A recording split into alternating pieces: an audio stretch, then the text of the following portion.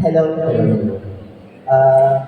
Good afternoon, everyone. So, we are the researchers from Accountancy and Business and Management. So, I am Arden Ibag, and I'm Chloe C. Dizon, and we're under the advisory of Mrs. Mirasolvi Advances. uh, and today we are assigned to present our study. So, our study entitled Strategies of Financial Stress of Micro Entrepreneurs and Financial Literacy for Business Stability. Okay, so financial stress is a global concern that impacts people both directly and indirectly, affecting their financial and mental health. And it's according to Jessica 2020. Further, according to the article bookrobo.com 2020, states that financial stress can arise from a variety of factors, including debt, low income, unemployment, and fear of bankruptcy. Financial stress can lead to symptoms such as trouble sleeping, anxiety, guilt, and denial. Financial stress is the ability to understand and weigh financial possibilities, plan for the future, and react appropriately to crisis. Therefore, understanding and being proficient in the use of different financial skills such as investing, budgeting, and personal financial management, known as financial literacy, is important. Also, business stability is essential in a business, according to the article Pensol.ca 2020 is the ability of an economy, business, or system to continue operating regularly and successfully without experiencing anticipated changes. Moreover, this current problem faced by the micro entrepreneurs in terms of financial stress and business stability encourage the researcher to formulate an action plan to address the existing dilemma by utilizing a strategy for coping with financial stress and sustaining business stability. Literacy and business stability and their relationship with the micro entrepreneurs of Mabuhay Homes 2000 at Paliparan, Tudas, Reyes, Cavite. Moreover, the study is anchored on John Bernay theories of crisis management, which highlights the process of creating and implementing strategies to overcome a crisis such as financial stress. Next slide, please. Okay, so dun po yung may Okay, so our research design is quantitative. And we will use the descriptive correlational design to answer our SOP, which we will tackle later on. So our sampling technique is simple random sampling to avoid bias, and while our respondents consist of 60 micro-entrepreneurs of Mabuhay Homes 2000, that is we come up with the 50 microinterpreters of Maboy Home 2000 by using the Slovin's formula. And our instrumentation is survey questionnaire, which is researcher made. And it is Likert scale.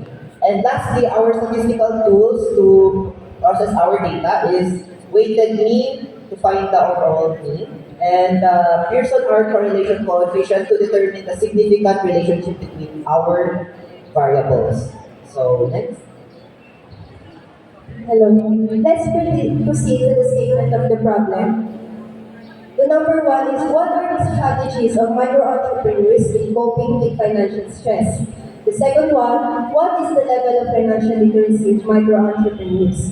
Third one, what is the level of business stability of the business of micro entrepreneurs? Fourth one, is there a significant relationship between the level of financial literacy of micro entrepreneurs and the business stability of their business? And the last one, what if action can be formulated to sustain business stability? Okay, so for our findings on our statement of the problem number one, which is the strategies of micro entrepreneurs in coping financial stress, is As you can see, we have a 5 strongly agree on the table, and we also have 5 agree on the table that verbally describes or verbally describes as a 4.16 agree, which is we have by making one financial decision at a time, by identifying what caused my financial stress, having a positive mindset, having a saving plan, my problem solving skills, reaching out for financial help, by expanding my financial knowledge, by watching financial advice from the internet, and attending seminars about business planning. And lastly, when my business has a stable income, it lowers my financial stress. So overall, the statements that we indicated in our questionnaire, the micro entrepreneurs agree to that. With the composite weighted mean is 4.16, which is verbally described as agree. So next is the table 2. This is the findings of our SOP 2, which is the level of financial literacy of micro entrepreneurs. So as we can see, the overall composite weighted mean is 4.25, which states that their financial literacy is very high. So what makes them very high? Such as we can see that there are two two of the highest weighted mean on our data. First is that I know how to control the money that my business generates and use it to improve my business. Second is that customer retention makes them come back and avail my services and products. So that is the overall. They have a very high financial literacy. So for the third table, the level of business stability of micro entrepreneurs, as you can see, we have only one extreme stable business, which is my business has customer retention, which means my customers continues to purchase my products and services. And that verbally describes as 3.97 moderately stable business. So we have almost 5 moderately stable.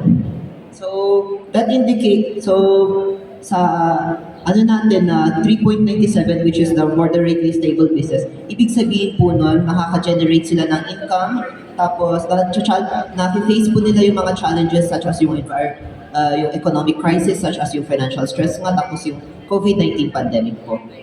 Next pong table natin. So, para po dun sa SOP 4 po namin, which is yung what is the significant relationship between the micro-entrepreneur's financial literacy and business stability? So, yun na yung, bago namin makuha to, sinagot muna namin yung SOP 2 at 3 po namin. So, makikita po natin dito na yung R value po is, or which is yung Pearson R correlation coefficient is yung 0.112. And yung sa probability value po niya is 0.394, which means that the financial literacy and business stability of micro-entrepreneurs have a very weak correlation. Therefore, we accept our null hypothesis, which is there is no significant relationship between the two variables. So for conclusion, the researchers revealed that micro-entrepreneurs of Mabuhay Homes 2000 had different coping strategies to lessen their financial stress. Their financial literacy, based on the result of our study, was very high, while their business stability is moderately stable, which means their business is thriving despite today's current situation. In addition, the researchers determined that there is a weak correlation between the micro-entrepreneur's financial literacy and business stability. Overall, the researchers concluded that having coping strategies for financial stress and a high level of financial literacy can make a business stable in the long run. So our recommendations is that first is the micro-entrepreneurs should have a variety of coping mechanisms for managing their financial stress, including ongoing financial knowledge, a savings plan, an awareness of the underlying causes of their financial stress, and positive outlook or positive mindset. And micro-entrepreneurs can overcome the difficulties of financial stress by putting these coping strategies into practice. So, for our action on sustaining business stability is that for the micro entrepreneurs business to sustain their business stability, they should have coping strategies on financial stress like a positive outlook, a savings plan, a steady income, and boosting their overall financial literacy. Huh? In order to maintain the stability of their businesses, micro entrepreneurs must also process a strong financial knowledge.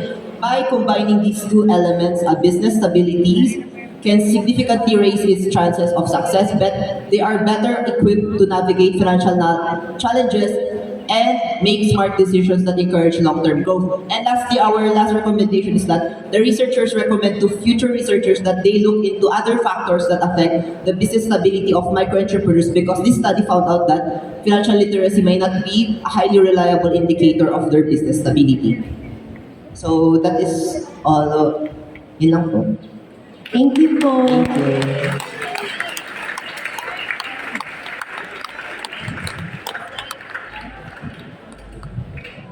Yan. Once again, thank you and congratulations, ABM. Now for comments and suggestions, let's have Sir Rudolph. Ako talaga. Actually, kanina pa ako, ano bang tawag, na-amaze sa dalawang batang ito. Palakpakan naman natin sila. You did a great job. Yan, manang-mana kayo sa advisor niyo si Ma'am Albances. Yeah! Oh. And of course, you're gonna do that. It's greatness.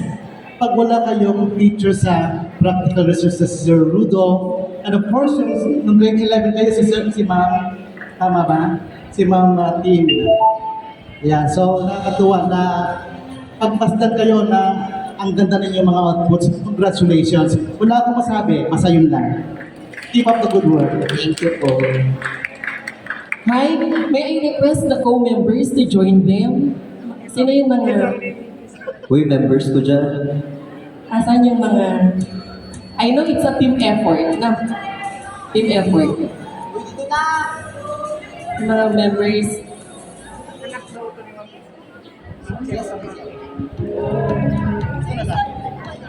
It's alright.